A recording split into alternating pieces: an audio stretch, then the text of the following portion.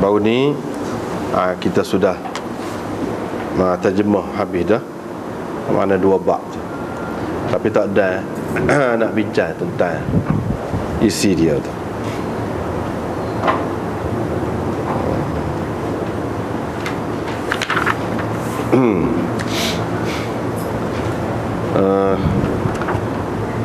Bab yang pertama iaitu Ghazwatul Ahzab wa hiya al-Khandaq. Ghazwatul Ahzab wa hiya al-Khandaq.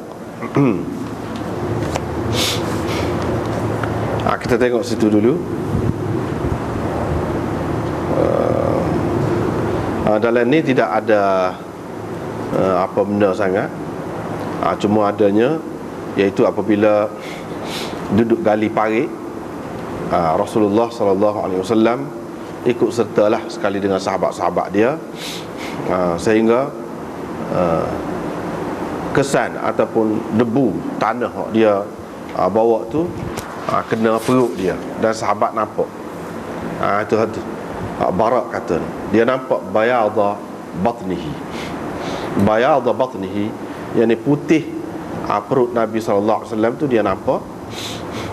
Dalam keadaan Nabi sallallahu alaihi wasallam mengungkapkan rajas ini, wallahi laula anta mahtadaina, dan seterusnya. Hak tu yang kita tengok tu. Ada beberapa perkara di sini, selain daripada disebutkan Nabi SAW terlibat sama tu. Tidak kata sahabat-sahabat saja terlibat dalam kerja-kerja yang seumpama itu, tapi Nabi pun terlibat juga.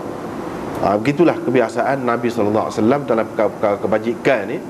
Kebaikan ni dia tidak lek kat orang saja, bahkan dia sendiri melibatkan diri. Itu yang pertama. Yang kedua ialah perut gapo ni, bukan aurat. Bukan aurat. Sering kali kita jumpa dalam hadis ni, bukan di sini saja, di tempat yang lain ada nampak perut Nabi, ada nampak ketiak Nabi. Dan yang nampak tu menceritakan, orang nampak tu bukan orang lelaki saja macam di sini, lelaki, orang perempuan pun ada sebut, menunjukkan itu semua tidak aurat pada lelaki. Daripada situlah, kecuali hak kita maklumkan antara pusat dengan lutut. Perut ni masih umum lagi, bukan makna di bawah daripada pusat. Tetapi hak atas daripada itulah, menunjukkan Nabi SAW juga tidak kata dalam semua masa dia pakai pakaian yang lengkap, yang menutupi semua bahagian dia tubuh dia. Tidak. Bahkan sesuai dengan keadaan masa tu, pakaian ni kadang-kadang ringkas saja. Dia tak ada pun baju tu, pakai selimut, apa kita kata orang kampung, sebar gitu, sebar kain gitu, sebar datang bau ni ke. Dia lagu tu pun ada juga. Sering kali juga kita dapati dalam hadis ni Nabi SAW, dan bukan dia saja, orang lain pun gitu juga. Jadi nampak bahagian atas tubuh ini, itu tidak termasuk dalam aurat. Yang kedua. Yang ketiganya, di sini jelas, bukan dalam hadis ni saja, tapi hak ni salah satunya menunjukkan Nabi SAW ni putih orangnya. Perut dia tu nampak putih. Putih. Dia selalu dia sebut, kalau nampak ketiak, bayad ibtaihi, putih dua ketiaknya. Dia sebut gitu juga. Artinya Nabi SAW ni orang yang putih orangnya. Itu yang dapat kita faham. Walaupun sikit, tapi bahagian perut dia tu pun dilihat juga di sini. Itu pun menunjukkan dia ni orangnya putih. Itu yang ketiga. Yang keempatnya, Imam Nawawi pun sebut di sini, istihbabur rajas wa nahwihi minal kalam fi halil bina wa nahwihi. Mana elok kita mengungkapkan sesuatu yang memberi kecergasan dan kesegaran, segar. Molek buat gitu. Molek buat gitu. Jadi dalam bentuk syair ke, dalam bentuk pantun ke, dalam bentuk apa ke, yang jenis menyegarkan perasaan ataupun jiwa tu. Molek.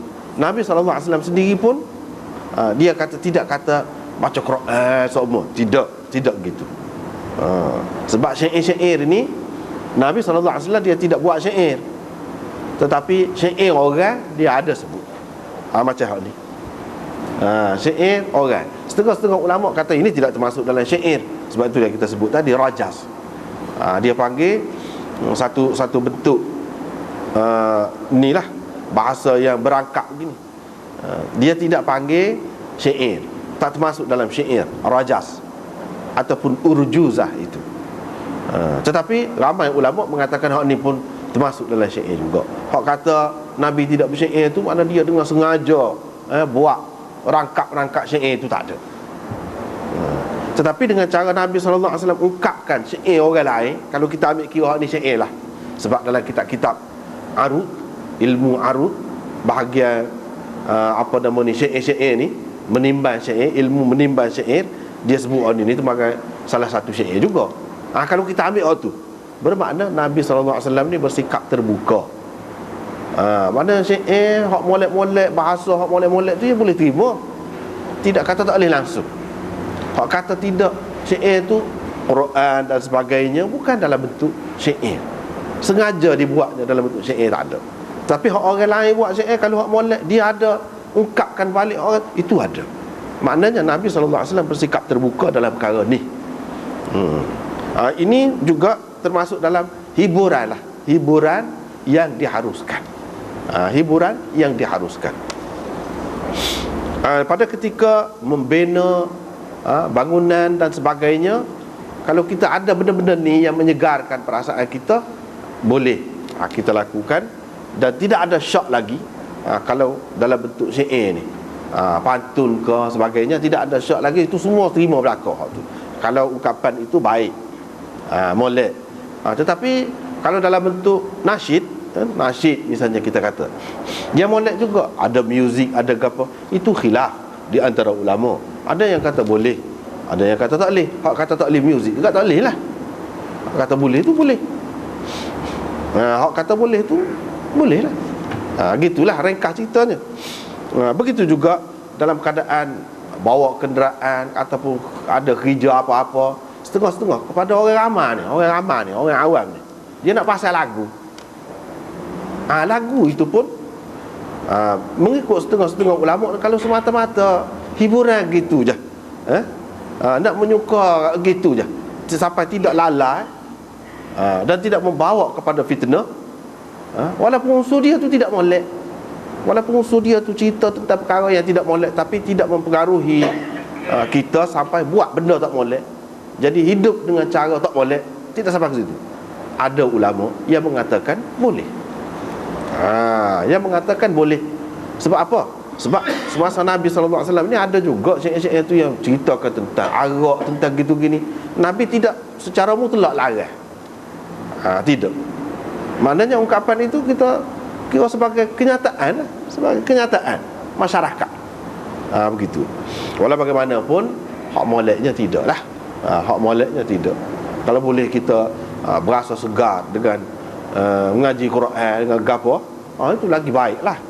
Kalau tidak dengan Quran, benda lain, itu maknanya masih ada lagi pendapat ulama-ulama di situ. Tidak kata semua ulama Islam ni supa belaka, supa masalah gambar, masalah lain-lain juga kena khilaf.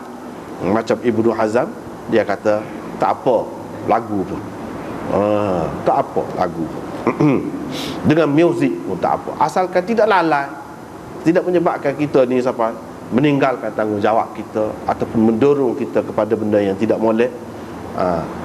Ini kepada orang awam lah, kepada orang awam. Boleh jadi kalau tidak dengar lagu dia ngatuk ke, itu lagi bahaya kepada diri dia. Adalah keadaan tu. Ataupun mungkin untuk bahasa ke, sebab kalau kita belajar syair-syair Arab ni macam-macam, dari segi puji perempuan, menggambarkan kecantikan perempuan, arak dan sebagainya, ulama-ulama tua-tua, orang uban dah pun baca juga syair tu. Tetapi dia ada maksud lain di sebalik. Selain daripada menilai dari segi bahasa dia, dan dia boleh banding dengan Quran.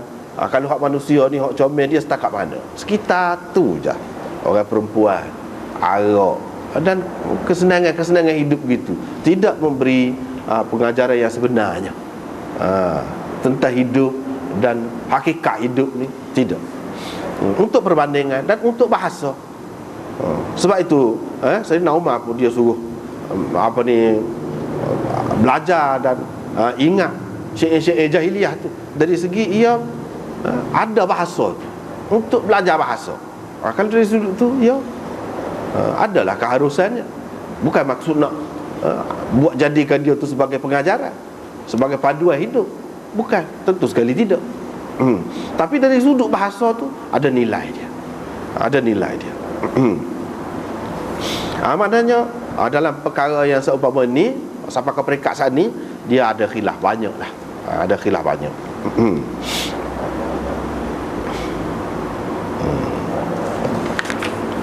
Kemudian boleh kita sebut dengan suara yang derah.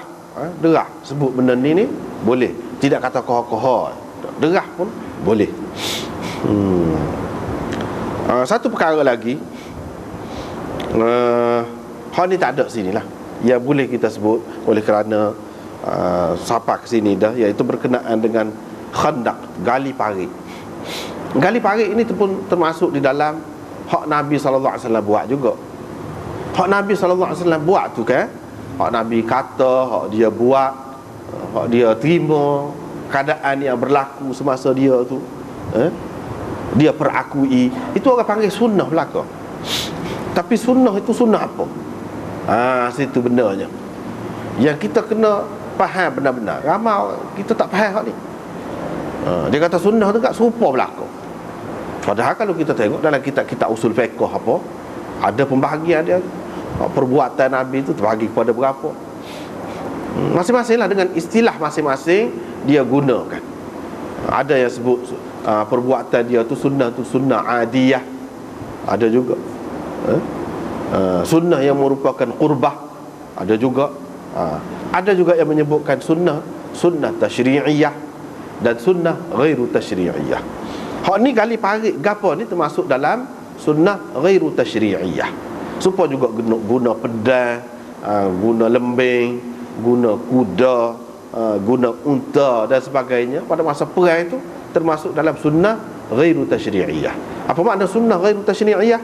Betul Nabi SAW buat benda tu, tetapi tidak ada kena-mengenanya dari sudut keugamaan kita, sehingga kita perlu mengikut Nabi SAW dalam perkara tu, walaupun perkara tu sudah tidak sesuai dah lagi.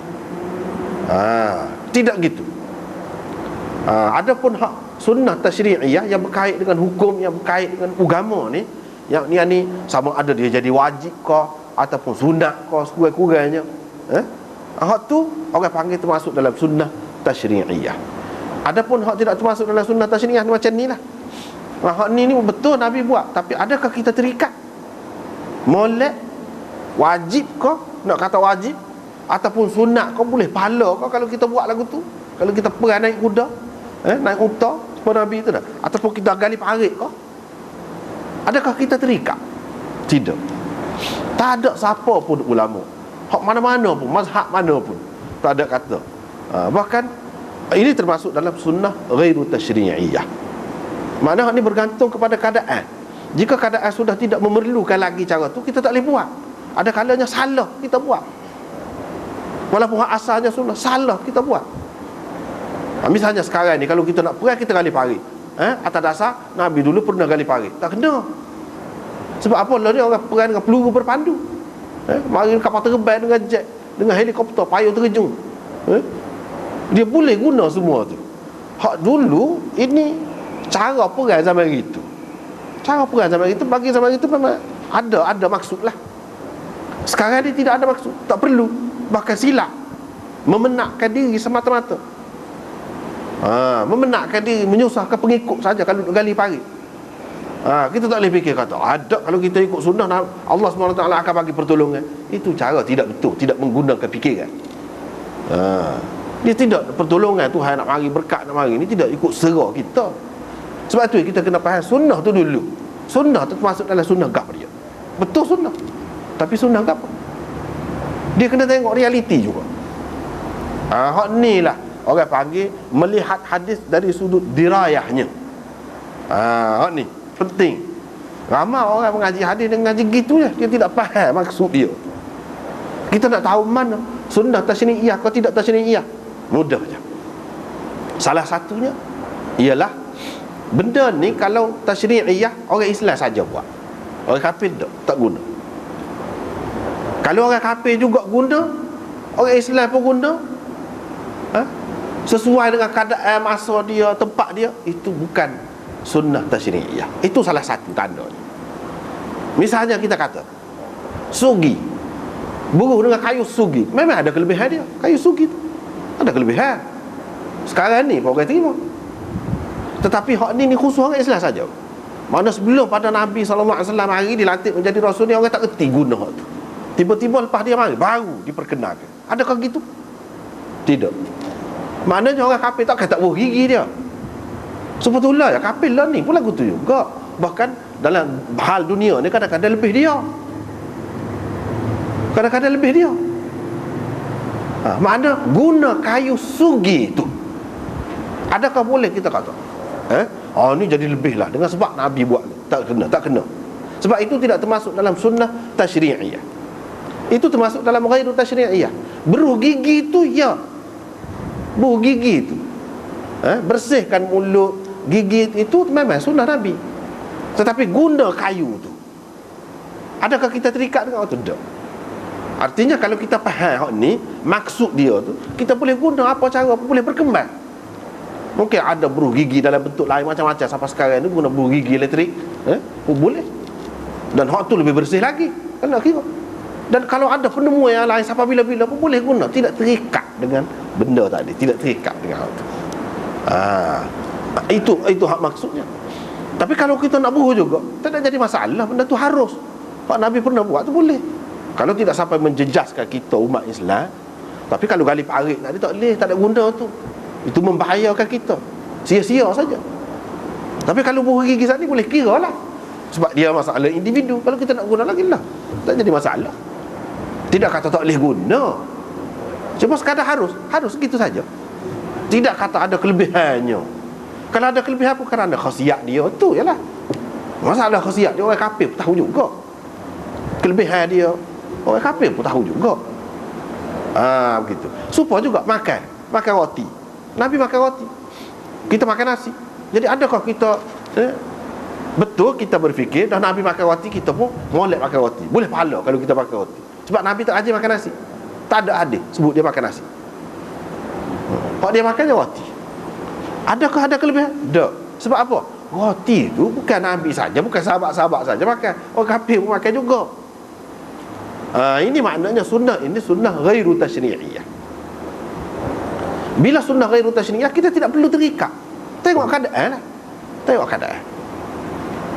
Gitu. Supaya juga orang zaman dulu pakai kain. Nabi banyak pakai kain. Ada sekali dua dia pakai seluar. Tidak banyak dia pakai seluar. Tapi sahabat-sahabat kebanyakannya pakai seluar. Mana sahabat faham? Pakai kain itu bukan satu ikatan. Dan Nabi lebih banyak pakai itu, maka lebihlah pakai itu. Tidak. Pakai seluar. Seluar itu daripada bahasa Parsi, diperkenalkan oleh orang Parsi. Siluar, seluar. Kita pun seluar juga. Siluar bahasa Arab. Mana daripada bahasa tu. Bukan orang Arab. Orang Arab, orang kafir pun pakai kain. So betul lah. Jadi tidak ada kelebihan pada kain itu. Cuma dah kita bahasa selesa, kita orang Melayu ni selesa pakai. Itu bab lain. Itu bab lain. Tapi nak kaitkan dengan sunnah boleh, pahala kata dia tak ada. Tak ada kena-mengena. Supaya juga makan 3 jari. Ada dalam hadis sebut 3 jari. Mesti kalau kita ikut gitu. Tak. Ini bergantung dengan keadaan. Makan gapo. Makan gapo. Tidak kata apabila kita ikut Islam ni maknanya mesti kena lagu tu sama. Tak. Ikutlah sesuai. Kalau makanan tu sesuai dengan garpu dengan sudu, ya dengan garpu dengan sudu. Kalau sesuai dengan chopstick, macam orang apa namanya masyarakat Cina guna gitu, dia lebih selesa gitu. Lah. Tak ada jadi masalah tu. Tidak kata mesti kita kena gini. Berubah. Tak. Tetapi ya, makan dengan tangan kandai, tu sunnah tasyri'iyah. Orang kafir tak ada gitu. Tu bezanya. Orang kafir makan kiri kanan pun ikut selera aja. Kita orang Islam tak, diajar oleh Nabi makan tangan kanan. Itu Adakah orang kafir buat gitu sebagai satu adab kah? Tak ada. Dia tak ada. Itu sunnah tasyri'iyah. Tapi kanan makan tangan kanan itu wajib kah? Siapa kau peringkat wajib kah? Itu perbahasan ulama pula. Walaupun kata suruh makan tangan kanan, itu masuk dalam bab gapo? Adab kau gapo? Sekadar tu je. Sekadar tu. Dan untuk menjaga dari segi kebersihan, kesihatan kita, sebab tangan kiri kita guna untuk kotor-kotor. Zaman dulu terutamanya air kurang, air tak ada, pakai istinja gitu je. Boleh jadi melarat tu penyakit tu kerana kita guna tangan kiri. Nabi SAW ajar suruh guna tangan kanan. Tidak pula Nabi SAW kata dalam semua keadaan tak boleh tangan kiri. Tak, dia sendiri pun ada juga guna tangan kiri. Misalnya ketika dia nak kerak daging, ada sebut dia kerak daging, takkan dia kerak sebelah gitu tangan kanan, tak pegang. Kau hak molek, mana lebih molek? Hak iri ni bukan pegang daging, pegang tangan kanan kan nak dia. Hak mana molek?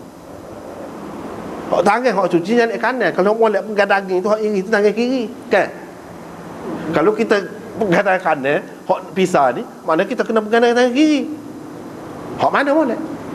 Di situ akan timbul macam-macam masalah. Kalau kita terlalu terikat sangat, kita kena faham benda ni apa maksudnya. Apa maksudnya? Baca bismillahirrahmanirrahim nak makan, itu sunnah tasyri'iyah. Orang kafir tak buat benda lagu tu. Tak ada. Sebelum nak makan baca bismillahirrahmanirrahim, kita baca. Itu sunnah tasyri'iyah. Hak tu memang dikehendaki kita ikut. Memang ada kelebihan pun kalau kita ikut. Tetapi semata-mata makan roti gapo semua tu, itu tak ada kelebihan. Kalau orang faham itu kelebihan sunnah, tak betul tu, silap tu. Silap. Banyak perkara lah dia akan menyusahkan dia, akan datang akan menyusahkan dia. Itu yang kita kena faham berhubung dengan perkara ni. Dan Nabi SAW pun sama, dia bersikap terbuka. Dia bersikap terbuka. Hak luar, hak mari, kalau molek dia terima. Misalnya seluar, orang hadiah ke dia pakai. Dia pakai. Tapi tidak banyak kali. Hak lebih kerak, dia pakai kain. Dan ini tak ada kata sebagai ketentuan. Tak. Jika perlu di tempat yang sesuai, kita pakai, boleh pakai. Sahabat-sahabat bahkan dalam kitab kita adil ni sebut lebih ramai pakai seluar. Kemudian di zaman selepas Nabi SAW, kalau benda ni mesti terikat, tentulah dia tak pakailah. Bukan kata pengaruh hak luar ni makna kita tak boleh ikut langsung. Tidak lagu tu. Hak mana molek, hak mana sesuai dengan kita, boleh ikut, boleh turut. Hasil tamadun bangsa lain, bukan maknanya Islam ni tertutup. Tidak lagu tu. Tak apalah. Kemudian kita pergi kepada Ghazwah Dhi Qarat. Bab yang kedua, Ghazwah Dhi Qarat. Ghazwah Dhi Qarat ini, perawi utamanya kalau kita perhatikan, iaitu Salamah bin Al-Aqwa'. Semua dalam bab ni riwayat dia. Imam Muslim hari ni riwayat dia berlaku. Dalam riwayat yang pertama, dia kata mula-mula dia keluar sebelum orang ban yang pertama. Sebelum orang ban yang pertama. Ban yang pertama ni maksudnya ban sebelum masuk subuh. Di zaman Nabi SAW, dia ban 2 kali pagi ni. Pada ketika masuk subuh tu sah, dan sebelum masuk subuh. Hak ban sebelum masuk subuh tu faedah dianya, iaitu untuk menyedarkan, membangunkan orang yang tidur. Hak mana nak puasa supaya dia boleh sahur. Kira-kiranya jarak di antara ban yang mula-mula tu dengan ban subuh tu dalam 15 minit, lebih kurang begitu. Lebih kurang begitu. Ataupun 20 minit, sekitar itulah. Untuk menyedarkan orang yang nak puasa supaya dia bersahur. Dan begitu juga orang yang tidur, dia nak buat sembahyang tahajud ke, nak apa ke, dia boleh buat di hujung malam tu. Dan dia dapat kelebihan itu. Dan ini kita tidak buat. Kita tidak buat pun tak apa, sebab boleh jadi mengelirukan. Tidak kata, sebab tu kata ulama kita ni kan dia terbuka. Tidak kata dia faham hadis tu jenis beku. Tidak. Dah sampai Nabi buat gitu, kita buat kata tak. Mana ada sebelum subuh kita buat kan? Pas tak betul ke? Betul. Betul. Sebab zaman tu dia tak ada jam, tak ada kemudahan, tak ada gapo. Dan Nabi SAW dengan sahabat-sahabat dia ni, yang dalam kawasan yang bukan luas sangat, maklum dah. Kalau orang ni tidak menunjukkan masa subuh. Tapi kalau orang ni menunjukkan masa subuh. La yamna'annakum min sahuri ahadikum adhanu Bilal. Jangan menghalang kamu daripada makan sahur azan Bilal.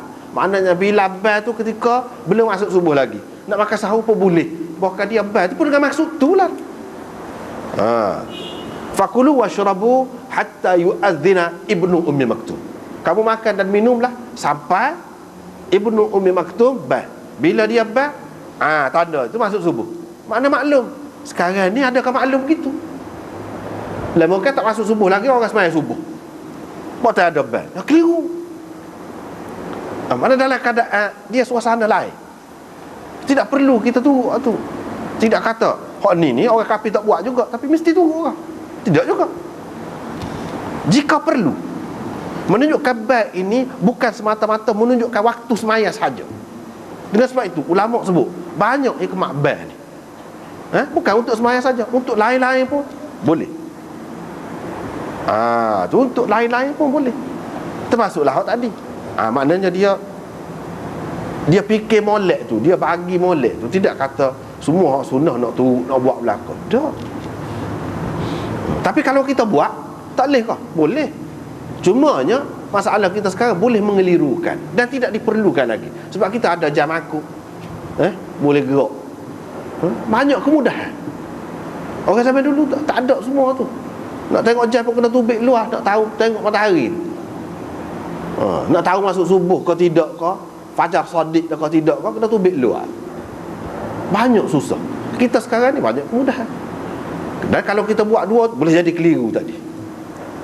Sebab apa? Kita boleh kau menetapkan orang sebegini ramai ni. Orang ni kalau dia maknanya gini-gini. Itu menyusahkan. Maknanya belum masuk subuh lagi. Lepas tu kalau dia ni maknanya masuk subuh. Boleh kalau kita buat lagu tu. Kalau dia demam, kalau dia sakit, nak ayat lagu mana pula? Dia tak boleh keliru tu. Keliru. Baik tak sah.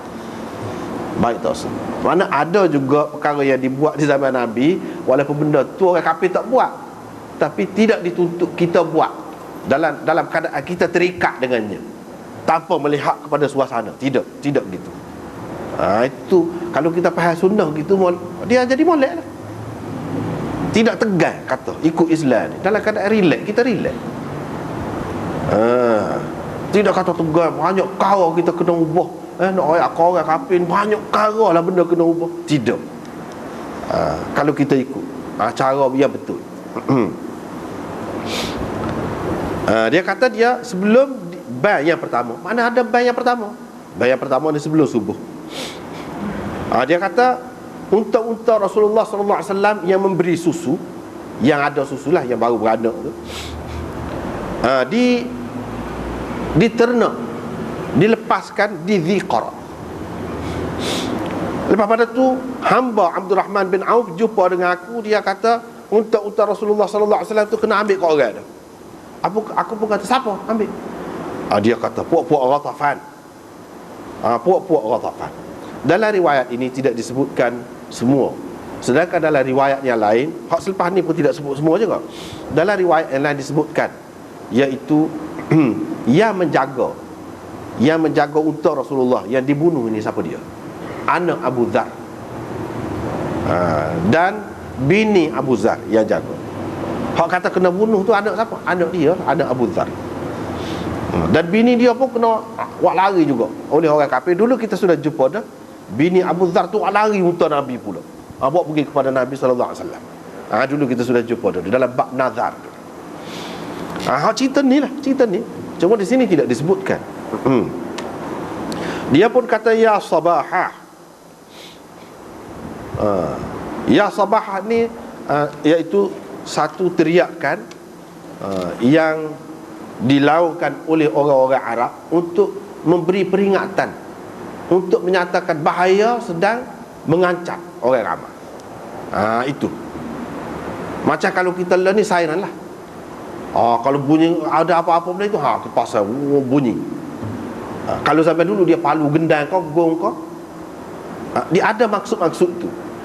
Kalau guna suara ni, dia kata ya sabahah, asal maknanya wahai pagiku. Apa makna wahai pagiku? Jadi wahai pagiku yang malang, wahai pagiku yang mengancam. Gitu. Yang membahayakan, yang membawa malapetaka. Jadi beringatlah semua. Bangak-bangaklah bangun, berwaspadalah. Maknanya ini perkataan ini untuk orang itu berwaspada. Dan orang beringat bahawa ada sesuatu yang mengancam sedang melanda masyarakat. Itu dia panggil, dia akan kata ya sabahah. Ini cerita ringkas ni. Dia kata aku memperdengarkan suara tu, derah lah dia kata, derah ke derah pun kita kata Madinah ni luah kat dah, dengar habis sudah Madinah. Dia ada dua pendapat ulama sini. Ada yang mengatakan memang suara dia derah, supaya dia derah lari, suara dia pun derah. Ada ulama mengatakan seperti Hafiz Ibn Hajar, dia kata tidak, derah ke derah pun tidak boleh sampai belaka. Ini mana Allah SWT nak tunjukkan keistimewaan dia, supaya kita tengok lepas pada ni beratus-ratus orang tu dia hambat seorang lari celodar tu lagu mana. Padahal tengok dia seorang. Ini pelik. Allah SWT nak menunjukkan keajaiban dia sebagai satu mukjizat Nabi SAW juga yang nyata melalui salamah. Berkat Nabi SAW. Jadi Allah SWT bui dengar suara. Allah SWT nak bui, orang lain pun dia boleh bui. Kalau dia tak boleh bui, Nabi dia pun dia tak boleh juga. Kan kita jumpa dalam hadis-hadis ni kan, Nabi SAW pada hari raya tu dia bagi ucapan lah, dia khutbah. Khutbah ni dah muka ramai kan. Dia pun fikir orang halik belakang ni tina-tina ni tak dengar molek dia khutbah tadi. Dia pun berjalan pergi belakang ni ceramah pula ke mana. Maknanya Tuhan tidak bui kata seorang Nabi itu pada sekali tu dengar belakang. Tak bui. Walaupun Nabi dia. Ini Salamah ni bukan Nabi, anak buah. Tapi kalau Tuhan nak bui boleh. Nabi SAW ketika Allah SWT bui boleh. Tidak kata mukjizat ni sebab kita kata barang dalam poket kita dia ikut bila nak guna ambil. Ada, tidak begitu kepada Nabi. Nabi-Nabi. Mukjizat ni Allah SWT bui kepada dia bila Allah SWT nak. Kalau ada tu pun kalau Tuhan tidak bui nyata, tak nyata. Ketika nyata, nyata. Dan bukan supaya orang yang mengamalkan ilmu dunia bila-bila nak boleh. Tidak lagu tu. Itu beza di antara ilmu dunia dengan orang yang beramal kerana Allah SWT. Beza. Orang yang mengamalkan ilmu dunia, dia beramal tu, dia semayang, kau dia berzikir, kau dia baca, kau dia dengan maksud dah. Dengan maksud dia tak nampak. Ilmu pelimunan orang kata. Dengan maksud tak lu. Dengan maksud tu. Dia patah ke apa putahan diri dia dengan maksud tu. Adapun nabi-nabi alaihi wassalatu wassalam dan aulia illah, dia tidak lagu tu. Dia beramal kerana Allah SWT. Bila Allah SWT nak tunjuk, dia tidak tuju pun waktu, tidak tuju pun. Bahkan dia tidak suka pun kalau orang tahu benda-benda yang pelik yang Allah SWT berlaku pada dia tak suka. Takut orang keliru. Manusia ni mudah sangat dia nak memperhambakan diri dia kepada orang lain. Sebab itulah Allah SWT banyak ketikanya dia tidak bui kepada Nabi SAW kelebihan tadi. Supaya apa? Supaya orang sedar dia ni manusia, bukan Tuhan. Itu tujuan. Sebab itu molek kepada kita tidak jadi masalah ni molek ni. Lepas pada tu dia kata aku pun begitu sampai aku dah di Dziqarat. Cerita Dziqarat ini makna tempat. Itulah mereka duduk ambil air di situ. Aku pun lepaskan anak panah aku dan aku memang hebatlah memanah. Wa aqulu ana ibnul akwa'i wal yawmu yawmur rudda'i. Aku pun kata Akulah anak akwa'i. Hari ini ialah hari rudda'i. Apa makna hari ini hari rudda'i?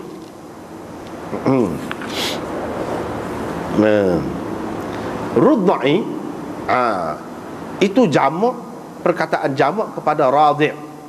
Radhi' maknanya orang yang menyusu, yang menghisap susu. Itu makna radhi'. Hari ini ialah hari orang-orang yang menghisap susu. Apa makna? Kalau kita terjemah gitu, tak nampak maksud dia tu. Tapi asal dia makna gitulah. Dalam bahasa Arab dikatakan radhi', yakni orang yang menyusu. Di sini radhi' ni dengan makna la'im, makna bangsa. Hari ini hari orang bangsa. La'im. La'im juga bermakna orang yang kedekut. Hari ini hari orang yang kedekut. Maksudnya lagu mana? Yakni orang yang dia menyusu dengan ibu dia dalam keadaan ibu dia tu kedekut, maka sifat kedekut tu pun melarat pergi kepada dia. Itu satu makna. Sifat kedekut, sifat bangsa saat itu melarat sampai ke dia. Itu makna yaumur rudda'i. Sebab mak dia tu jenis kedekut, jadi terbiak kedekut tu melarat sampai ke dia. Orang yang bangsa, orang yang kedekut hari ni, apabila kedekut kan, adakah ibu ni kedekut? Tak tahulah, dia sebut gitu. Mana tak berapa nak beri susu ke anak. Anak ni tak boleh minum susu molek, jadi anak ni tak segar lah. Anak tu tidak sihat molek. Dia kedekut susu. Bila kedekut susu, apabila dia besar, dia jadi tidak kuat lah. Yang ni hari ini adalah hari kebinasaan orang-orang yang disusukan oleh perempuan yang kedekut. Jadi sehingga kesan orang kedekut tu siapa ke dia. Hari ni akan jatuh lah. Mana dia nak ayat dia tidak begitu. Mak dia beri susu molek. Sebab tu yang gagah ni. Hari ni boleh tengok lah. Siapa dia hak minum susu mak molek, minum susu lembu ke minum susu mak. Kalau kita kata learn ni, kalau zaman learn ni, dia kata gitu. Siapa dia minum susu mak, siapa dia minum susu lembu, boleh tengok hari ni. Beza dia je. Perbezaan dia boleh tengok hari ni. Tapi zaman dulu tidak gitu kan. Itu makna yang pertama. Makna yang kedua, rudda' itu maknanya li'am, la'im, mana orang bangsa, orang kedekut juga. Tetapi kedekut tu lagu mana? Orang yang kedekut ni, dia cerita, kedekut ni apabila dia nak perah susu unta dia tidak pergi perah bubuh dalam beledi tu. Sebab kalau perah dalam beledi bunyi tu, air susu tu macuk tu kena beledi tu kan bunyi. Orang-orang hak dekat-dekat jiran-jiran hak sesak-sesak tu pun gilah congok angok gi. Jadi dia kena bagi, kena beri kata, kalau tidak malu. Dia buat lagu mana? Dia pergi isak di ambing susu, ambing kita panggil, di labu susu unta tu dia pergi isak supaya tidak bunyi. Maknanya ini sifat tidak molek belaka lah. Yaumur rudda'i itu maknanya orang-orang hak jenis lagu tu. Mana sifat kedekut, sifat gini-gini, dia meninggalkan kesan yang tidak baik juga. Kesan yang tidak baik, jadi dari segi keberanian, dari segi kegagahan, dari segi kecekalan, dari segi kuat semangat, tak ada. Itu dia ayatnya mengikut kepahaman pokok dia. Ada juga ulama yang mengatakan yaumur rudda' ini lagu mana? Orang yang isak, bukan isak susu, bukan isak labu susu unta tu. Dah. Rudda' ini maknanya orang yang isak, khilal dia. Khilal ni apa dia? Colek gigi tu, cungkil gigi tu. Cungkil gigi dia hak lekat celok gigi tu kan nasi kan dia. Dia cokeh. Cokeh dia isak tu. Isak tu. Pasal apa? Pasal kedekut tu takut rugi. Maknanya dia tidak kata dia ludah ke, dia kehek ke, tidak. Hak tu pun isak lagi. Bukan telan tu tak apa hak tu. Mana isak lagi. Mana cara kedekut dah. Nak ayatnya kedekut juga sini. Ada juga yang kata hari ini akan diketahui siapa yang mendapat susu ibu yang pemurah dan siapa yang mendapat susu ibu yang kedekut. Itu ada juga. Ada juga yang mengatakan hak ni yang kita terjemah baru ni, kita pakai hak ni. Makna ni Hari ini akan diketahui man arda'atul harb min sigharihi wa tadarraba biha. Hari ini akan diketahui orang yang perang telah menyusukannya semenjak kecil lagi, dan dia sudah terbiasa, sudah terdidik, terlatih dengan perang itu. Hari ini boleh tahu siapa dia yang berpengalaman, siapa yang hebat berperang. Hari ini boleh tahu. Itu maksudnya. Dan baru ni kita sebut berdasarkan apa diterjemah ni lah, hari ini ya, hari yang akan diketahui siapakah yang telah terlatih dengan perang ni, dan siapakah yang tidak terlatih dengan betul. Begitu. Dia nak ayatnya dia tu terlatih. Dalam hadis-hadis ini kalau kita perhati, dia puji, royak diri dia tu, angkat diri dia. Maknanya ada kala kita angkat diri kita, kita sebut kelebihan kita, tak apa, terutamanya dengan musuh. Itu tidak termasuk dalam takabur, membesarkan diri, tidak. Sebab apa benda ni? Kemudiannya Nabi SAW tahu, diceritakan kepada Nabi. Nabi SAW tak kata apa. Kalau tak boleh, mesti dia larang. Kita tak boleh nak main tawaduk semacam merendah diri semacam dengan orang kafir pun tak boleh. Dengan sebab itu Sayyidina Muawiyah apabila dia jadi gubernur di Syam, dia pakai baju comel, pakai baju hak mahal, dan diiringi oleh orang hebat baju tu. Sayyidina Umar pergi, dia kata, apa kamu buat lagu ni? Dia pun rayak. Dia rayak, Sayyidina Umar boleh terima, tak apa kalau maksud. Dia kata kita duduk di kawasan orang lagu mana. Orang sini dia nampak zahir, dia nilai dari segi zahir. Maknanya kita tidak salah dari segi agama, kita melera keadaan sekeliling. Jangan banyaklah, sikit-sikit tak apa. Hak mana perlu tu, janganlah lebih-lebih jadi serupa dia pula. Jadi serupa dia pula. Tidaklah sampai setara tu, tapi sikit-sikit kita tunjuk kehebatan kita tu tak apa. Bahkan kalau kita tengok dalam Quran kan, Nabi Sulaiman, Balqis tu bukan main hebat dah istana dia. Nabi Sulaiman buat hebat dah, sehingga nampak lantai dia tu macam air yang sedang berolak. Sehingga raja ni hak biasa dengan kemewahan ni kan, skalanya raja dia tidak tepuh apa dia cermin kok kita kata. Kita kalau pergi di airport, ke mana cermin belaka, tahu mana pintu dia mana. Tidak, tapi kalau orang hak tak erti, tak biasa, boleh jadi tepuh kok sungguh. Hak tak biasa hak tu. Ni secara raja dia nak royak mewah lah. Dia akak kain dia sisi, dia kamak kau air. Keliru. Tu Nabi tu. Maknanya Islam ni bukan agama je ni. Tak ada kehebatan. Tidak.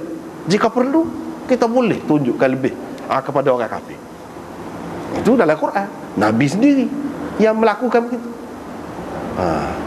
Dengan sebab itulah Nabi SAW dia tak tunjuk lemah dengan orang kafir, dengan musuh. Sebab itu apabila pergi tawaf, dia dibuka dia. Buka dia. Lepas tu dia suruh hunggah 3 keliling. Dia suruh hunggah. Apa? Nak suruh tunjuk gagah kita lah. Bukan makna ibadat ni maknanya lemah. Tidak. Lepas tu tunjuk bahu ni, menunjukkan kuat lah. Terutama awak kerja kuat perang tu memang kita kata buku-buku lah, kita kata otot-otot dia tu lagi nampak kuat, tidak nampak lemah. Dia setuju.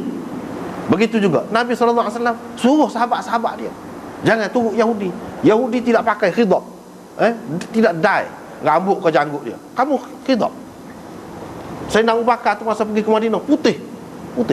Nabi SAW suruh dia pakai, nampak muda.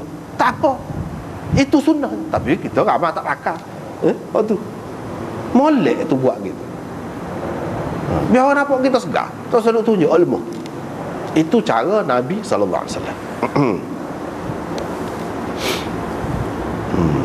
Ada juga orang yang terlalu beku lah dalam memahami hadis ni. Dia kata kalau nak pakai pun boleh juga, idah hak merah. Dia tidak faham maksud pakai dia apa makna. Dia tidak faham, itulah benda. Kalau kita faham maksud suruh pakai tu, tak timbul lah masalah. Kalau kita di jenis bangsa hak janggut kita, kalau pakai merah pun orang tahu juga kita tua, kita lemah dah. Tapi orang Arab dia ada hak putih, dia tu putih sampai janggut dia pun merah, semua orang putih. macam mana janggut merah, dah sesuai lah kalau pakai merah. Tapi kalau hak jenis hitam, tak kena pakai merah juga. Jadi tahu jugalah. Dia tak faham maksud. Dengan sebab itu, dia tidak tahu dalam hadis ni berapa banyak mana Nabi SAW suruh pakai, dan sahabat-sahabat sendiri pun pakai hak hitam. Hak hitam sesuai dengan keadaan rambut dia lah. Apa yang kita kata tak boleh mesti kena merah? Ada juga orang tak faham. Ini kerana dia tengok surah hadis, dia tidak tengok habis. Cuma tengok mula. Dan apa maksud? Apa maksud? Lepas tu aku pun pergi. Sehingga ni cerita ringkas ni, aku melepaskan unta-unta itu dan aku ambil daripada mereka 30 kain selimut. Mereka terpaksa kena tinggal pasal takut berat. Lepas tu Nabi SAW pun mari dengan sahabat-sahabat dia. Aku pun kata, wahai Nabi Allah, aku telah menghalang puak-puak tu daripada minum air. Dalam keadaan ada harga tu puak-puak tu, engkau hantarlah kepada mereka sekarang ni juga. Maknanya orang-orang untuk mengejar mereka. Nabi SAW berkata, ya benal akwa'i malakta fa'asjih. Engkau sudah menang pun, sudahlah tu, cukuplah. Tu dia. Engkau sudah menguasai orang, dah sudah menguasai orang, bolehlah. Cukup dah tu.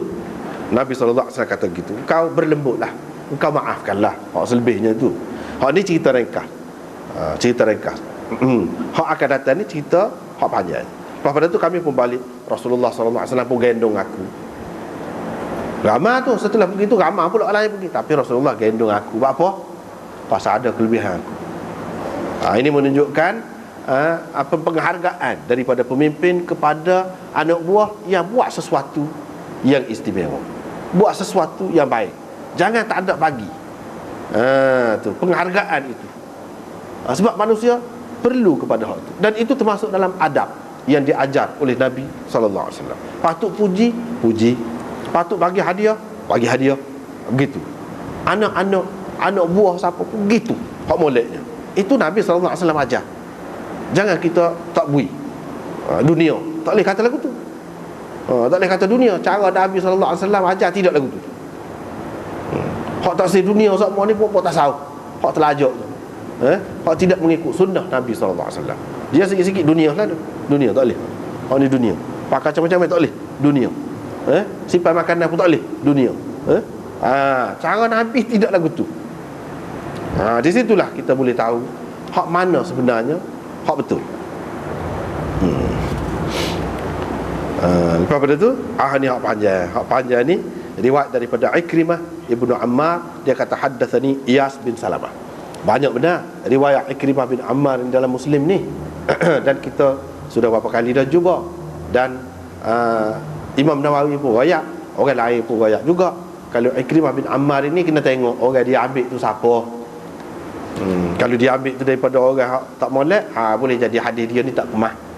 Tapi kalau dia ambil daripada Iyas bin Salamah, anak kepada Salamah bin Al-Aqwa, semua ulama terima hak tu sahih riwayat dia, dan tinggi, molek, tidak ada apa-apa masalah. Dia pun rayak gini cerita je. Iyas tu rayak ayah saya cerita. Dia kata dia pergi ke Hudaibiyah bersama Rasulullah sallallahu alaihi wasallam. Kami 1,400 orang. Di situ ada 50 ekor unta, yang mana kawasan tu ada air pun tidak dapat menghilangkan dahaga kambing tadi, bukan unta, kambing ataupun biri-biri. 50 biri-biri ada. Tapi kalau nak kiranya air ada situ sikit, tak cukup lah untuk 50 ekor biri-biri ataupun kambing tu. Apalagi orang ramai pula, 1,400 orang. Ini cerita hak panjang. Tadi hak ringkas. Salamah pun kata Nabi SAW pun duduk di tepi telaga. Dia duduk tepi telaga. Sama ada dia berdoa ataupun dia ludah-ludah dalam telaga. Tu aku tidak apa pastilah. Sebab boleh jadi pada ketika tu dia tengok daripada jauh, dia tidak pasti. Tapi Nabi duduk situlah, kata dia. Menunjukkan doa ni dia ada kesan. Ada kesan. Nabi SAW pun kalau dia apa-apa doa juga. Dan hak ludah-ludah sikit-sikit tu sepatut bomo tu memang ada asalnya. ada asalnya. Ini sini, hak tempat lain banyak lagi. Memang ada. Bukan ludah banyak tu. Ludah sembuh sikit-sikit tu sepatut bomo tu. Hak tu memang ada asasnya. Dan disebut bismillahi riqati ba'dina. Riqati ba'dina. Jadi air liur sebahagian daripada kita tu dia ada khasiat dia, ada mujarab, ada kelebihan dia. Ada sebut dalam hadis. Salamah kata terus telaga itu membuak air tu tubik mata air sampai kami boleh bui minum kepada binatang-binatang kami itu, dan kami pun minum. Ramah tu mau asalnya sikit, tak cukup dia kata. Jadi gitu. Ini termasuk dalam mukjizat Nabi sallallahu alaihi wasallam. Tidak dapat dinafikan hak ni. Ni mukjizat yang sahih. Dia ada juga dalam kitab-kitab ni mukjizat yang tidak sahih. Tidak sahih itu kerana riwayat itulah tidak sahih. Ni mukjizat yang sahih. Mukjizat yang tidak sahih ni lagu mana? Macam-macam lah pendapat cerita-cerita dalam sirah ni. Pelik-pelik dalam kitab-kitab dalail gapo ni. Nabi sallallahu alaihi wasallam mula-mula lahir tu kan? Mula-mula lahir tu dia bawa oleh burung pergi berapa lama? Berapa negeri? Waktu Nabi sallallahu alaihi wasallam dibawa oleh binatang atas darat dalam pada pasir tu, tak tahu pergi ke mana. Waktu Nabi sallallahu alaihi wasallam dibawa dalam laut pula pergi. Pergi ziarah pupuk ikan tu pula. Macam-macam. Itu karut semua. Karut semua. Begitu juga apabila Nabi sallallahu alaihi wasallam lahir ni, maknanya bergoncang singgah sana Kisra kau tunggu ni. Tidak ada yang sahih. Tidak ada yang sahih. Hak sahih hak ni. Hak ada sahih kita terima. Kita terima. Ada juga orang yang tak saya terima mukjizat ni walaupun sahih. Islam juga dia kata. Itu tak kena lah. Ada juga orang terima mukjizat berlaku. Semua pelik-pelik berlaku. Nabi lahir maknanya sunat. Sunat dah. Tak payah sunat. Ada juga. Nabi berjalan mana-mana pun, ni awal dia turut dia. Ada juga. Semua istimewa. Ada juga yang tak mau terima mukjizat. Itu tak kena berlaku. Hak kenanya, hak sepuluh ulama-ulama kita terimalah. Hak sahih terima macam ni. Kemudian dia kata, Rasulullah sallallahu alaihi wasallam pun panggil kami untuk berbai'ah di bawah pokok. Dia kata, aku di antara orang hak mula-mula lah bai'ah. Waktu orang ni mari bai'ah dengan Nabi sallallahu alaihi wasallam. Bila tiba golongan hak tengah tu mari bai'ah, Nabi sallallahu alaihi wasallam pun kata pada aku, wahai Salamah, kamu bai'ahlah. Aku pun kata, aku bai'ah dah ke wahai Rasulullah, kata dia. Di awal tadi dalam kumpulan hak mula-mula tadi, Nabi sallallahu alaihi wasallam kata, begitu pun kalau kamu sudah bai'ah dah pun tak apalah, mana bai'ah pula. Di sini dia sebut dekat 3 kali lagu tu. Orang lain tidak. Dia tu gitu. Kita nampak cerita ni kan. Hak baru mari daripada Rasulullah ada bagi apa-apa keistimewaan kepada dia dalam masa yang hampir tu, isyarat pada akan berlaku benda-benda yang pelik daripada dia. 2-3 kali peristiwa selepas ni hak besar-besar dia mainkan peranan yang penting. Dan ini adalah sebab tu kita kata apa yang berlaku kepada Salamah ini adalah kesan mukjizat Nabi sallallahu alaihi wasallam yang nyata melalui sahabat dia. Tu dalam hak ni apa peranan dia? Tengok dia seorang tu ramai gitu orang. Sebab kemudiannya dia kata, wahai Rasulullah, kalau nak mari 100, kita boleh pergi pegang seorang-seorang tu nak mari, kata dia. 100 maknanya demo tu tidak 100. Ramai lagi.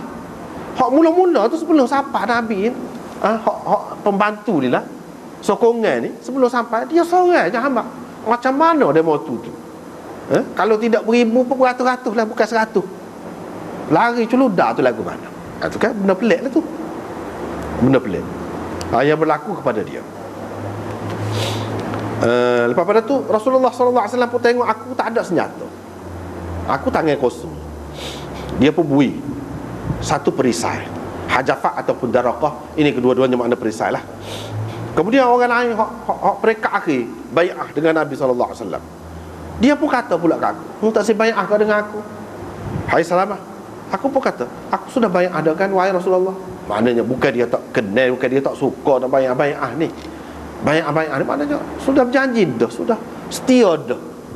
Mana tak akan ubah dah. Kira-kira dah sudah dah. Lepas tu orang lain duduk sibuk ni, sesak-sesak ni. Apa pasal pula dia nak menyesakkan orang, menyusahkan orang pula? Itu sebab dia tak sih. Itu bukan makna dia tidak kenal nak salah dengan Nabi, itu tidak suka. Tidak. Dia kira nak beri peluang kepada orang lain lah. Tapi Nabi SAW kata, walaupun begitu pun, makna Nabi nak dia tu seolah-olahnya pilihan Allah SWT tu kena atas dia kali ni. Kali ni kena ke dia. Rahmat Allah SWT tu, pilihan Allah SWT tu kena ke dia. Nak mana? Aku pun bayar kali-kali yang ketiga. Kemudian dia berkata kepada aku, hai Salamah, lepas pada tu, duk mana perisai kamu tu, hak aku bui kamu? Dia kata, hai Rasulullah. Dia kata, pak cik aku, pak dara aku, Amir, jumpa dengan aku. Dia tu tak ada apa satu senjata. Aku pun bui lah ke dia. Nabi SAW pun kata, kata dia, kata dia, kau ni betul-betul lah serupa dengan orang zaman dulu.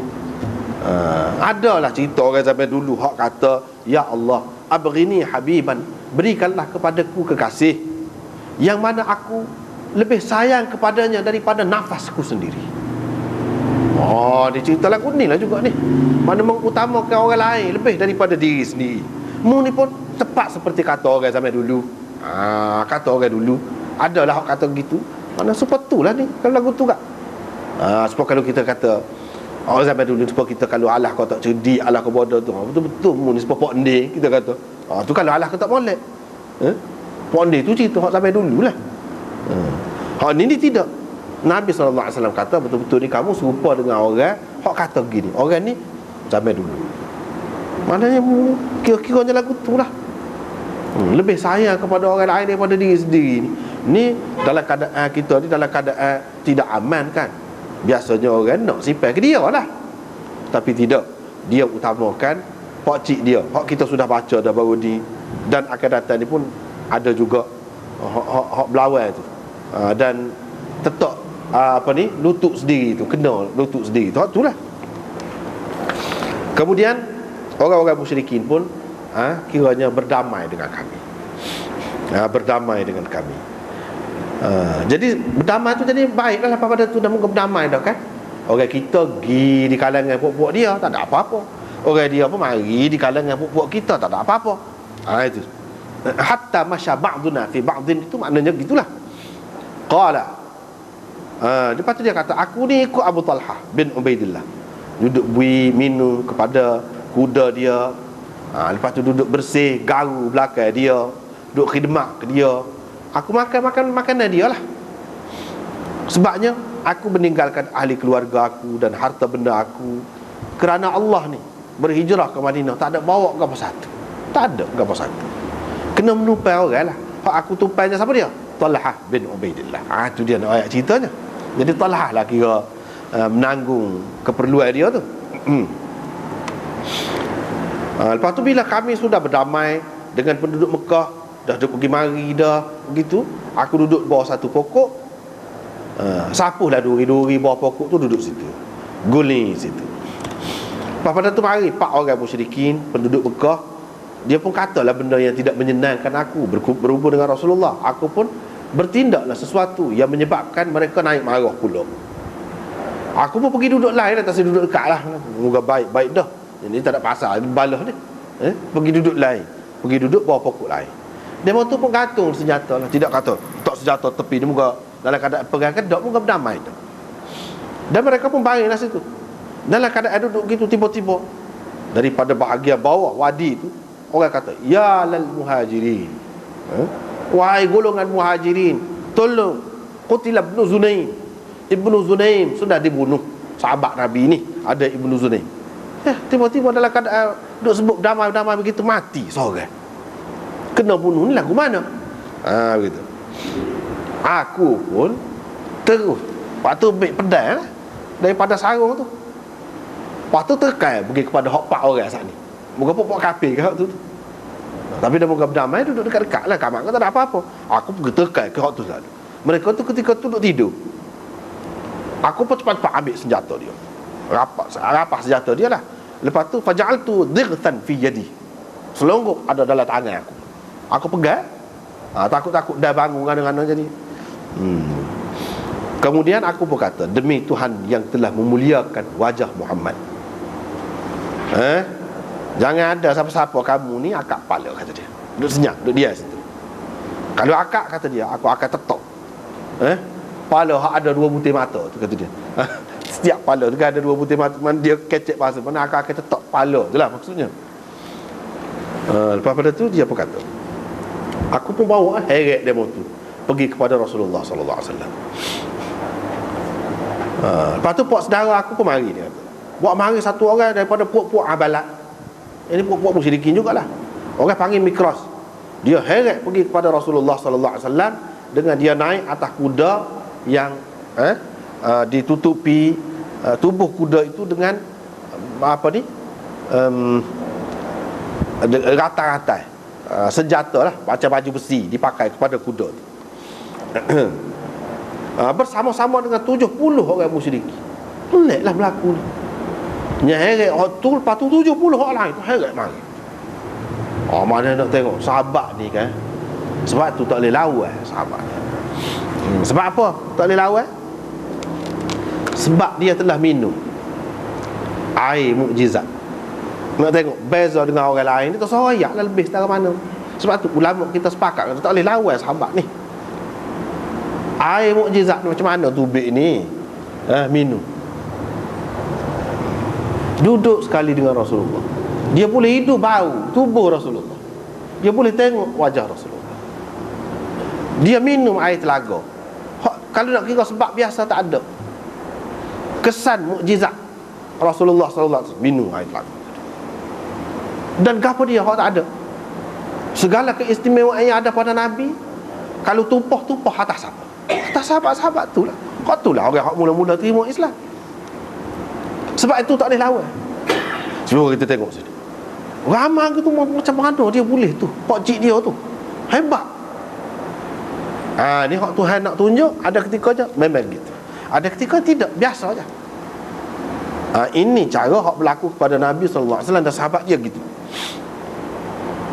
Rasulullah sallallahu alaihi wasallam pun tengok ramai ni mana kira-kiranya demo ni yang igak habis ni, puak-puak kafir ni, mana demo kira mereka telah membatalkan janji lah, membatalkan damai itu, perjanjian damai itu.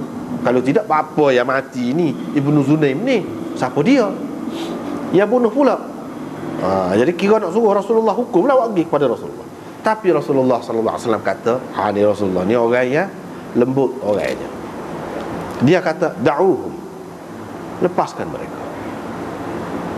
Biar permulaan pembatalan janji dan yang keduanya dimulakan, dicetuskan oleh mereka. Jangan kita, tak usah kita buat sesuatu yang dia boleh kata kita telah membatalkan janji, kita telah bertindak ganas terhadap dia. Jangan ada alasan. Biar pokok dia dulu. Kalau pokok ni bukan, kita tak ada bukti, kita lepaskan saja. Kita tengok, biar cukup bukti. Hak saat ni Ibnu Zunaim ini tidak jelas pokok ni, jadi kita tak boleh hukum dia. Biarkan, Nabi kata. Biar pasti, barulah kita bertindak. Maknanya Nabi SAW ni, dia bertindak apabila dia pasti tentang sesuatu. Dia tidak kata ambil pukul borong gitu. Dah ni orang kita mati, mestilah pokok ni. Dia tidak gitu. Cara Nabi SAW, dia teliti. Dengan musuh pun dia cermat. Dia tidak tuduh tak tentu pasal. Nabi SAW memaafkan mereka.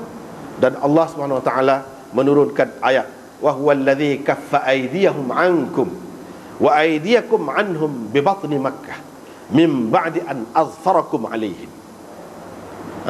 Dialah Allah lah yang telah menahan tangan-tangan kamu daripada mereka dan tangan-tangan mereka daripada kamu di bumi Mekah, selepas Allah memberikan kuasa kepada kamu untuk menangkap mereka. Mana Nabi sudah tangkap ramai kali, sahabat-sahabat tangkap ni. Maknanya Nabi sudah tangkap dah, boleh dah kan nak bertindak. Tetapi dengan cara Nabi SAW lepas tu tidak berlaku perang. Tidak berlaku perang. Kalau Nabi bertindak, mestilah pokok dia akan jadi perang. Itu makna Tuhan menahan tangan mereka daripada kamu dan tangan kamu daripada mereka tu. Semua ni berlaku dengan kehendak Allah SWT, sehingga perjanjian damai itu diteruskan. Kalau tidak, perang adalah situ. Dan perang-perang ni tak boleh, bukan sesuatu yang dikehendaki sangat. Nabi suka sangat nak perang, tidak. Bahkan kalau ada jalan, ada sebab untuk dihindari perang tu, Nabi SAW akan mengambil jalan itu. Ini contohnya. Salamah kata, kemudian kami pun balik ke Madinah. Kami pun duduklah di satu tempat. Di antara kami dengan puak-puak Bani Lihyan hanya dipisahkan oleh satu bukit. Mereka itu adalah orang-orang musyrikun. Rasulullah SAW pun, maknanya ni puak-puak lain pula, hak suluh ni dengan puak-puak kafir Mekah. Jadi Nabi SAW tidak jelas Ibnu Zunaim saat itu siapa yang bunuh. Adakah kafir golongan lain? Boleh jadi dia nak menggagalkan usaha damai saat ni, orang lain itu mari bunuh. Biar Nabi ni dengan puak-puak Islam ni melenting. Lalu gagal lah. Ada lagi puak lain yang tidak berdamai. Ni hak puak-puak Bani Lihyan, hak duduk alik bukit ni. Hak tu musyrikun, dan Nabi SAW tidak berdamai dengan mereka. Hak tidak berdamai itu maknanya musuh lah. Bila-bila masa dia boleh mari serang kita, dia boleh ceroboh orang kita. Maka Nabi SAW pun kata istighfar. Orang itu Allah Subhanahu Wa Taala ampuni, minta Allah Subhanahu Wa Taala ampun kepada orang yang naik bukit ni malam ni. Pergi tengok, mengintip puak-puak tu dua agak apa. Begitulah kira-kira je. Salamah pun kata, aku naik malam tu, naik bukit tu 2 kali atau 3 kali. Maknanya gagah tu, 2 kali atau 3 kali naik. Pergi tengoklah, pergi mengintip. Nama maknanya Nabi SAW ni, dalam dia buat kerja dalam tentera dia tidak semata-mata bergantung kepada kita kata mukjizat saja Tuhan tolong gitulah, lepas tu ikut gitu. Tidak. Usaha tu dia habis-habis dia ambil. Langkah-langkah berjaga-jaga, berhati-hati untuk keselamatan pasukan dia tu dia ambil. Mengikut sebab-sebab musabab hak biasa ni dia ambil kira. Sebabnya sebab tengok, dia suruh sahabat naik. Dia tidak kata tunggu wahyu. Dah tak ada wahyu, kita kira dah tak ada wahyu, kira cara biasa. Kalau Allah SWT kira perlu ada wahyu, dia waktu dah tak ada, kita kira cara biasa. Nabi SAW tidak pula minta sama dengan Allah SWT. Hak pelik-pelik, tak ada. Kita perhati. Lepas tu kami pun pergi ke Madinah. Rasulullah SAW pun hantar unta dia bersama Rabah, hamba Rasulullah SAW. Aku sekali dengan dia. Aku pun keluar dengan dia, bawa kuda Talhah. Unaddihi ma'az zahri. Aku unaddihi tu, aku bui minum air, bui minum air ataupun bawa keluarlah ke kawasan yang ada makanan gitu. Itu makna unaddihi. Ada juga yang sebut ubdihi, ada juga dalam setengah-setengah nuskhah tu. Bila pagi esok tu, tiba-tiba Abdurrahman Al-Fazari qad aghara ala zahri Rasulullah sallallahu alaihi wasallam. Dia telah menyerang ataupun menyerbu unta Rasulullah SAW. Zahri itu makna belakang, asal makna dia belakang. Belakang di sini maksudnya unta Rasulullah sallallahu alaihi wasallam. Dan dia heret semua sekali. Hak ni kumpulan lain, iaitu kumpulan Uyainah bin Hisn dan Abdurrahman bin Uyainah dan Mas'adah. Ni pun satu kumpulan lain pula ni. Hak kafir-kafir yang tidak berdamai dengan Nabi sallallahu alaihi wasallam. Demo ni pergi ceroboh unta Rasulullah dan buat lari semua sekali. Dan bunuh penggembala Nabi sallallahu alaihi wasallam. Penggembala Nabi sallallahu alaihi wasallam ni siapa dia? Dalam riwayat yang lain disebutkan anak kepada Abu Dhar. Dan hak duduk situ, hak duduk jaga tu anak kepada Abu Dhar dan isteri dia, isteri Abu Dhar. Itulah yang ditugaskan menjaga unta tu. Salamah kata, aku pun kata, hai Rabah, ambil unta ni dan sampaikannya kepada Talha bin Ubaidillah. Ceritakan kepada Rasulullah bahawa orang-orang musyrikin telah menyerbu ataupun telah mengambil lah, telah merampas apa ni, unta-unta Nabi SAW yang ada di kawasan tu. Qala thumma qumtu ala akamah. Salamah kata, lepas pada tu aku diri di atas satu anak bukit. Fastaqbaltul Madinah. Aku pun menghadap ke Madinah. Fanadaitu thalathan, 3 kali aku bertempik, ya sabaha, seperti tadi. Thumma kharajtu fi atharil qaum. Lepas pada tu aku turunlah pokok tu dengan memanah mereka, dengan melepaskan anak panah, sambil aku kata, ana ibnul Aqwa'i wal yawmu yawmur rudda'i. Dia duk kata tu lah, sambil dia panah tu dia kata tu. Aku sampai dekat salah seorang daripada mereka itu, aku pun lepas anak panah, kena belakang unta dia tu, sehingga anak panah tu menembusi bahagian bahu unta tu, kena. Rahlih ini di sini makna kenderaan dia, tidak semesti makna unta di sini. Bahkan kalau kita tengok dalam hak selepas ni, bukan unta tapi kuda, tetapi hak asal perkataan rahl itu untuk unta. Di sini dengan makna kenderaan. Qala qultu, dia kata, aku katalah sambil panah tu aku kata, ana ibnul Aqwa'i wal yawmu yawmur rudda'i. Hari ni jumpa. Maknanya boleh tahulah hari ni siapa dia. Anak mak sungguh. Siapa dia? Anak mak sungguh. Kita kata yaumur rudda'i itu yang minum susu ibu sebenarnya. Dan siapa dia yang tidak minum susu ibu. Hari ni boleh tahulah. Kalau kita bahasa kita hari ni, orang kita aja kata anak ayah ke, anak mak ke, menunjukkan keistimewaan. Dia kata, aku terus memanah dan merebahkan kenderaan mereka, unta ataupun kuda mereka.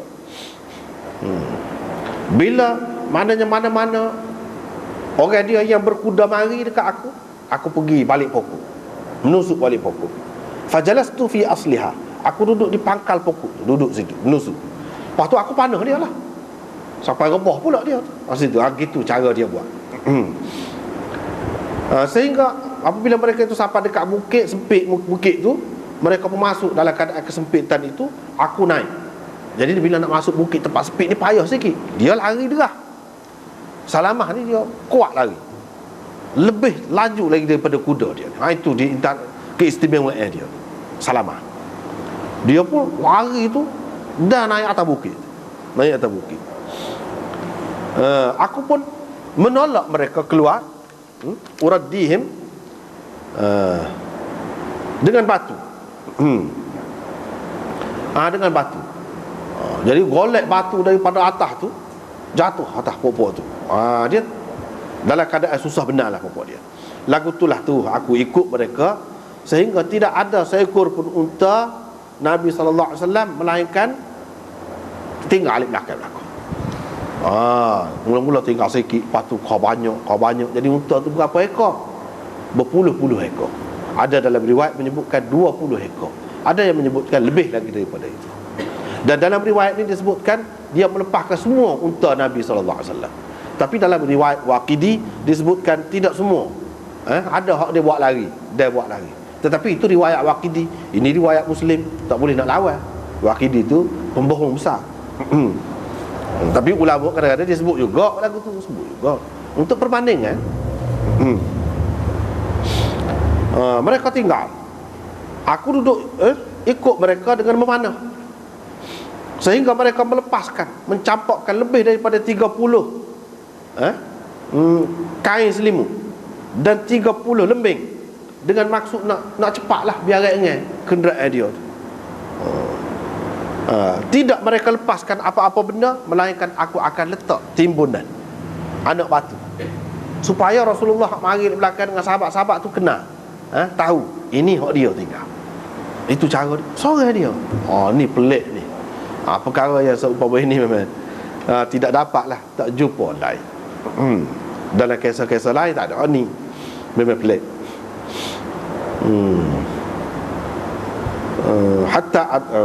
Sehingga mereka pergi satu sempat bukit yang sempit pula. Nampak gayanya kita tak ada habis ni. Untuk ingat dah habis ni. Kena berhenti sekat tu pula lah. Masa kita tidak mengizinkan, kita berhenti sekat tu lah. InsyaAllah kita sambung lagi. Wallahu a'lam. Wa akhiru